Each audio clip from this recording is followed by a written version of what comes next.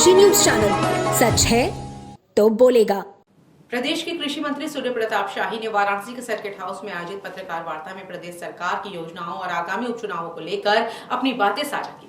उन्होंने प्रदेश में होने वाले उपचुनाव में भारतीय जनता पार्टी बीजेपी की जीत का विश्वास जताया और कहा कि विपक्षी दल चाहे जितना भी अनर्गल प्रलाप करे, उसे कोई फर्क नहीं पड़ेगा। मंत्री शाही ने मुख्यमंत्री योगी आदित्यनाथ के नारे को वर्तमान परिस्थितियों के अनुसार सर्वश्रेष्ठ बताया और कहा कि बीजेपी को जनता का पूर्ण समर्थन मिलेगा। पत्रकार वार्ता के दौरान शाही ने कहा कि रबी फसलों की बुआई के लिए फास्फेटिक उर्वरक की पर्याप्त उपलब्धता सुनिश्चित की है।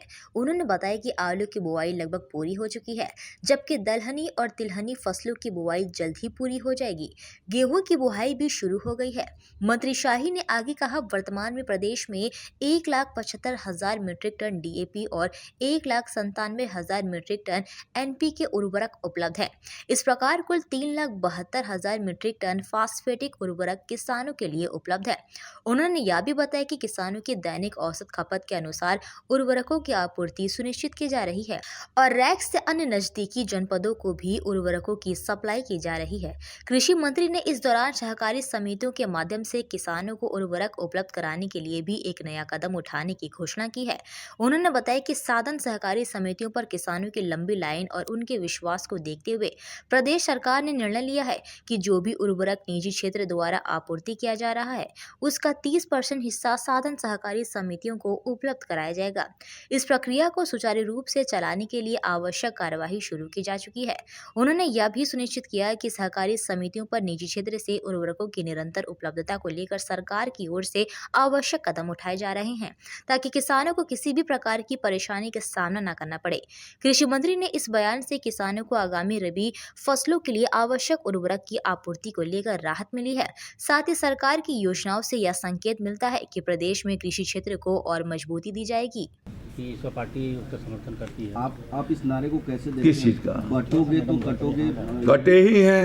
जब बटे थे तो देश का विभाजन हुआ और वो लोग जो देश के विभाजन में जो हिस्सेदार थे, आज वो समाजवादी पार्टी के साथ हैं, कांग्रेस पार्टी के साथ। कांग्रेस ही उसके लिए अपराधी है।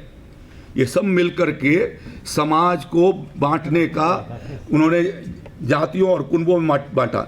डॉक्टर राम मनोहर लोहिया जी कहते थे कि सब हमें जाति को तोड़ना है और समाज को जोड़ना है।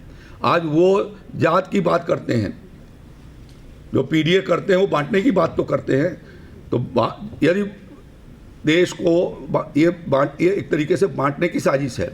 एक समय वो उन लोगों ने ये कहा था कि ये हरित प्रदेश बनाएंगे।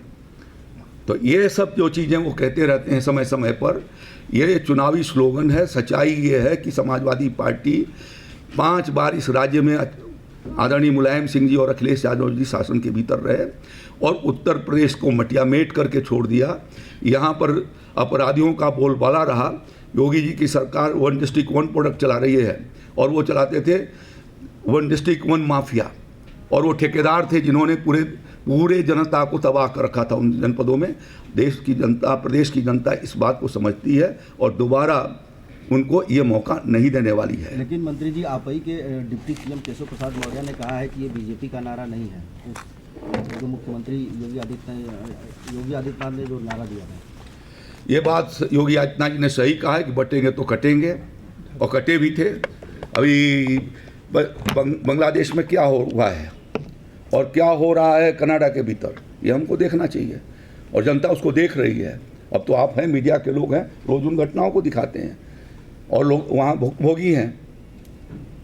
तो इसलिए इसको गंभीरता से जनता लेगी और ऐसे लोगों को जिन्होंने समाज को बांटने का काम किया है, उनको बाहर करेगी।